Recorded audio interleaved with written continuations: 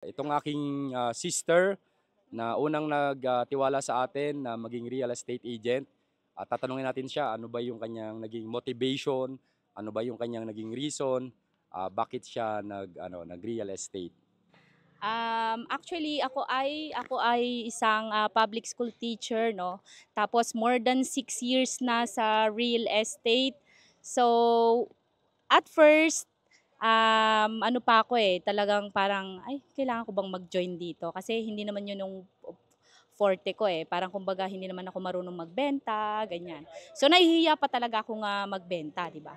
So dahil nga si kuya ay ano, broker, parang, ilang taon ba kuya bago kami nag-join? 6 years.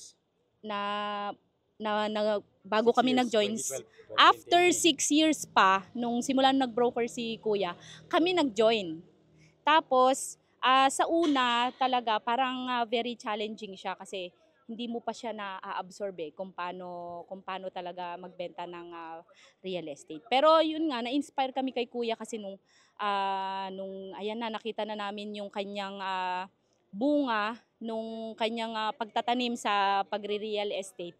Parang ay wow, parang baka puwede rin kami. So both kami ng husband ko, pareho kaming teachers. And yun nga, sa totoo lang, mahirap magsimula. Pero kung titignan mo 'no, more than 6 years ka na marami ka nang natulungang magkaroon din ng sariling bahay. And yung talagang ano, yung parang kumbaga kami kasi mula bata parang nakikitira lang kami, si kuya 'no.